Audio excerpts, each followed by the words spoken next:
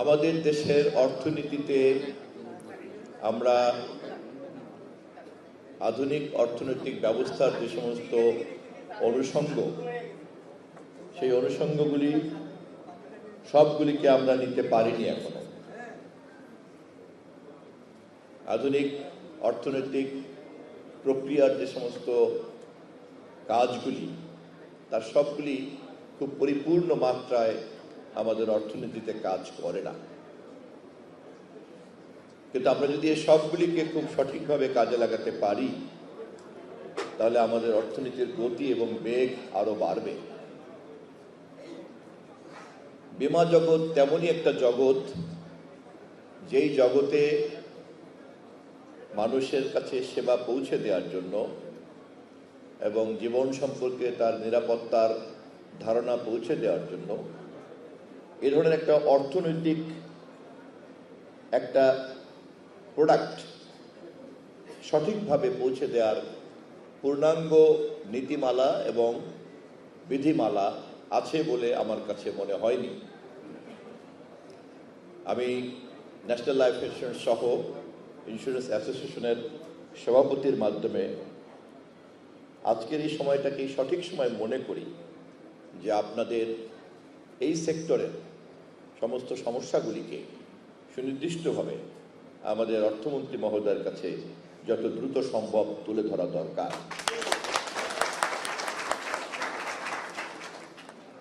জনাব তারেক রহমানের নেতৃত্বে আমাদের সরকার, আমরা কেবল গদবাঁধা সরকার পরিচালনা করার জন্যই ক্ষমতা গ্রহণ করিনি। দেশের সবচেয়ে গ্রহণযোগ্য নির্বাচনের মধ্য দিয়ে নির্বাচিত হওয়ার পিছনে দেশের প্রতি, জনগণের প্রতি আমাদের সরকারের প্রতিশ্রুতি আমাদেরকে ভোট দেওয়ার একটা বড় কারণ। এবং ক্ষমতায় যাওয়ার আগেই রাষ্ট্র এবং সরকারের বিভিন্ন সমস্যাকে আমরা চিহ্নিত করেছি। যেই সমস্যাগুলিকে যদি আমরা সমাধান না করি, সংস্কার না করি, মেরামত না করি, তাহলে সমাধানের লক্ষ্যটা বাস্তবায়ন করা সহজ হবে না। সে কারণেই আমরা সমস্যার সমাধান করতে চাই। উই ডু মিন বিজনেস, এবং আমরা যেহেতু বিজনেস মিন করি, সেজন্যই আমরা সমস্যাগুলিকে আগের থেকেই চিহ্নিত করে রেখেছি। আমাদের সরকারের সবচেয়ে বড় চ্যালেঞ্জ হচ্ছে বিগত আমলের একটা ভঙ্গুর অর্থনীতি, একটা দেউলিয়া অর্থনীতিতে রূপান্তরিত হয়েছে। আপনারা সবাই জানেন কি পরিমাণ টাকা এখানে বিদেশে পাচার করা হয়েছে, কি পরিমাণ টাকা এখানে কর ব্যবস্থার বাইরে পড়ে আছে, কি পরিমাণ টাকা এখানে রাজস্ব আদায়যোগ্য হওয়া সত্ত্বেও রাজস্বের আওতায় আনা যায়নি। এবং রাষ্ট্রের এইভাবে বঞ্চিত হওয়ার যে প্রক্রিয়া, সেই প্রক্রিয়াগুলিকে আমাদের চিহ্নিত করতে হবে। একই সঙ্গে আমাদের দেশের সাধারণ নাগরিকের মধ্যে যে উদ্যোক্তার মনোভাব আছে, এন্টারপ্রেনারশিপ আছে, এই এন্টারপ্রেনারশিপটাকে কিন্তু কাজে লাগাতে হবে। মানুষের মধ্যে এই সুপ্ত সম্ভাবনাগুলিকে কাজে লাগানো, এটাই হচ্ছে কিন্তু একটা দেশের শক্তিশালী অর্থনীতির প্রধান কাজ। অর্থনীতি তো এমন কোনো জিনিস না যা আসমান থেকে পড়বে আর আমরা সবাই ভোগ করব। একটা দেশের অর্থনীতি সেই দেশের মানুষের কর্মপ্রক্রিয়ার মধ্যে দিয়েই কিন্তু শক্তিশালী হয়। সে কেমন করে আপনার জিডিপিতে প্রবৃদ্ধি বাড়াবে, কেমন করে অর্থনৈতিক কর্মকাণ্ড বাড়াবে, টাকা কত লোকের হাতের মধ্যে বদল হবে, টাকা বদলের গতি কত বাড়বে, তত কিন্তু অর্থনীতিও বাড়বে। অর্থনীতির এই বিজ্ঞানের কারণেই কিন্তু একটা নাগরিকের বীমা নিশ্চয়তা একটি অনেক গুরুত্বপূর্ণ ভূমিকা পালন করতে পারে। যখনই একজন নাগরিক যার উদ্যোক্তার মনোভাব আছে, মনোজগৎ আছে, তিনি যখন এরকম একটা নিরাপত্তার মধ্যে প্রবেশ করেন, তখনই কিন্তু সেই নিরাপদ নাগরিক, ভবিষ্যৎ সম্পর্কে যিনি নিরাপদ বোধ করেন, তিনি কিন্তু খুব সুচিন্তিতভাবে তখন তার উদ্যোগী মনোভাবকে এবং প্রতিভাকে তিনি কাজে লাগাতে পারেন।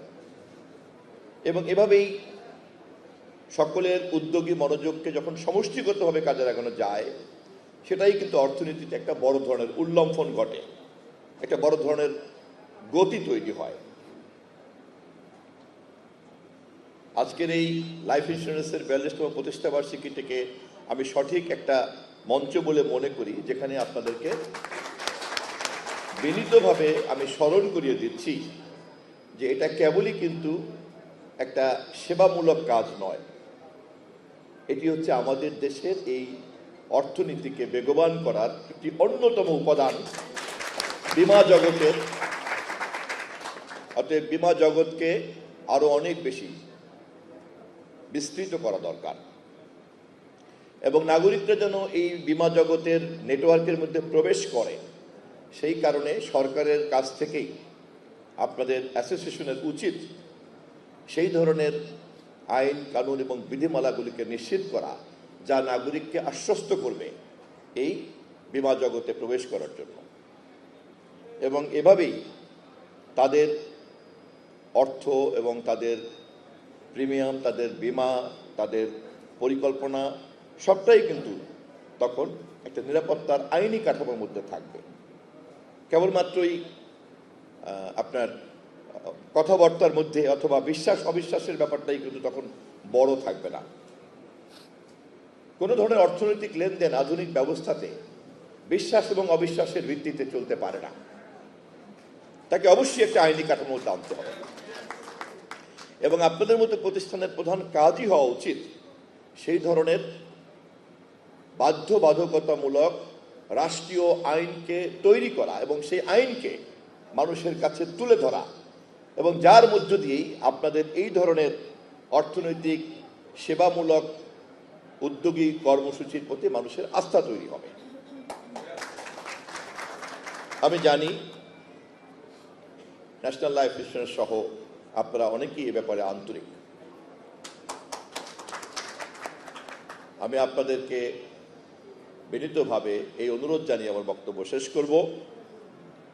আমাদের দেশের বীমা জগৎকে আরো অনেক বেশি গতিশীল করার জন্য আপনাদের ইন্স্যুরেন্স অ্যাসোসিয়েশনের সরকারের সঙ্গে হাতে হাত মিলিয়ে নীতিগত কাঠামোকে আরো অনেক বেশি শক্তিশালী করা দরকার, যা জনগণের মধ্যে আস্থা তৈরি করবে আপনাদের ইন্স্যুরেন্স জগতের প্রতি।